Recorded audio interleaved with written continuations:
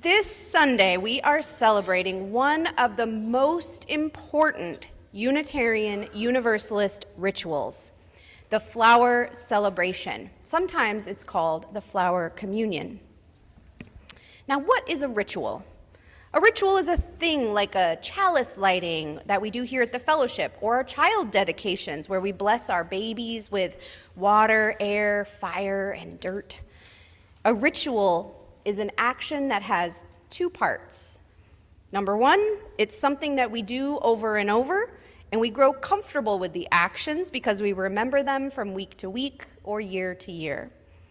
The other part of what makes a ritual is that it has a metaphorical meaning. Metaphor means that we use something real or physical to stand for something deeper, like something invisible, like love or trust or faith. We can't see love or trust, and so we use a metaphor, something that we can see, to stand for that thing. The flower celebration was started over 100 years ago by a man, a Unitarian minister, at a church in a country far away called Czechoslovakia. His name was Norbert Čapek. Can we say that name all together? Norbert Čapek. That's right. And we have a room here at our fellowship named for Norbert Čapek. It's the room that our 4K through first graders meet in on Sunday mornings. That's the Čapek room. Norbert's Unitarian church was mostly made up of people who had come out of other religions, not entirely unlike us. And those people were sort of leaving behind their old religious ways, leaving behind what they thought were empty rituals, or rituals that they felt like they just did over and over again and they didn't mean anything. But Norbert wanted them to think differently about what a ritual is. So he asked them to each bring a flower to church the following Sunday. He had a plan to help them understand that their church was like a garden or a bouquet, beautiful and diverse and better when they all came together than when they were alone. But he didn't tell them that part yet. He just said, bring a flower. Now, the first step to growing a flower is what? What do we need? A seed, right? First, we have a seed, and the seed goes inside the dark soil, underground, and then we have to wait and trust that the seed will grow. We have to tend to the seeds. Maybe we dig the dirt up and loosen it up first before we plant the seed inside. And then we have to make sure there's enough sun. We have to water it. But mostly, we just have to have faith that the seed is doing something under there. We can't see it, but we have trust or faith. And this reminds me of each and every one of us and our fellowship community. We each do our part to tend this community, to support one another, to feed this place. And then we have to let time and faith and tending do the magic.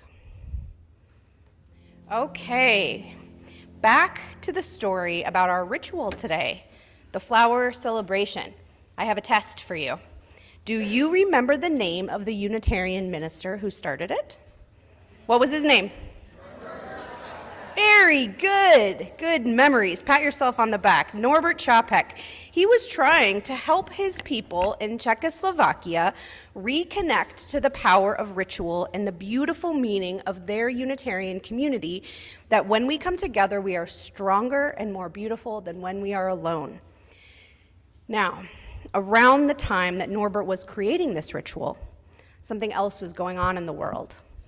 There was an army that was getting more and more powerful in his part of the world. They had a leader who believed that there was only one kind of person that was good and strong and beautiful, and that everyone else made their community bad or weak.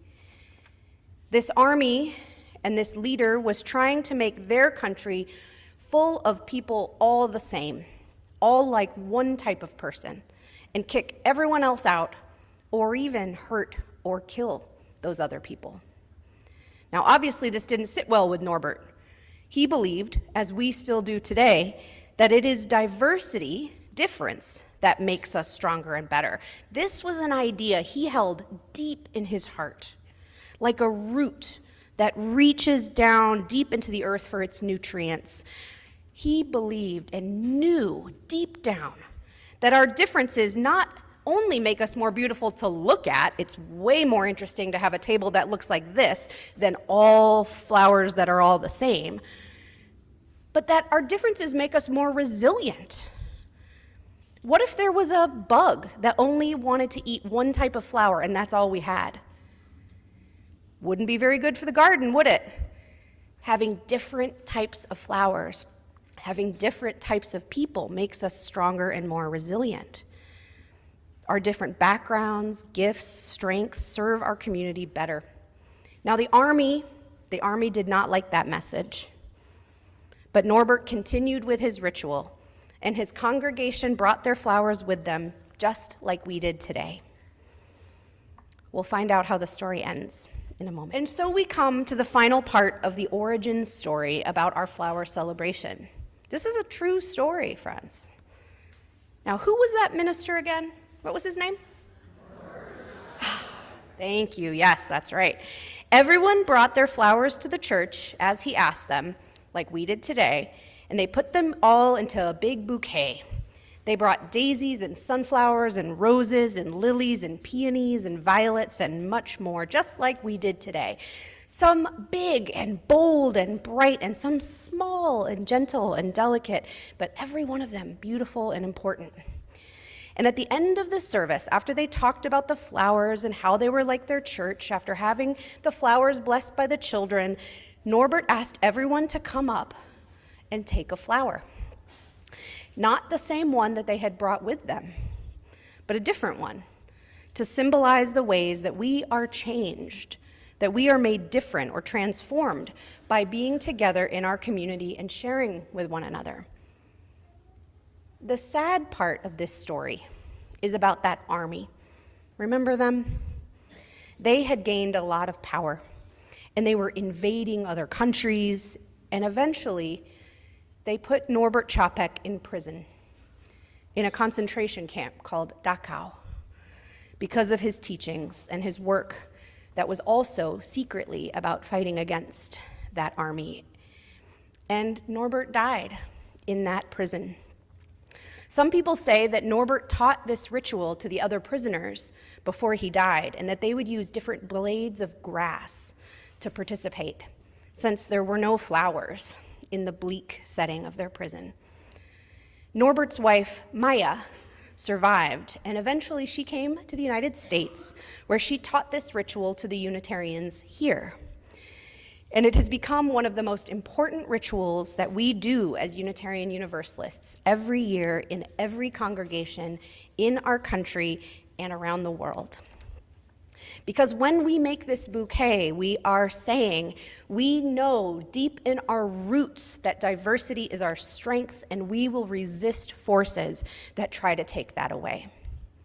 We will create powerful communities of love and hope. So when we come up to receive our flowers, I hope you will take with you not only a beautiful flower, but the power and strength and hope of this story and this message. And we will take part now in our flower celebration. Hannah will give you some instructions, and we do this much in the same way that Norbert and Maya taught, but with one change, to remind us that the transformation and hope comes not from our own choosing, but from those around us.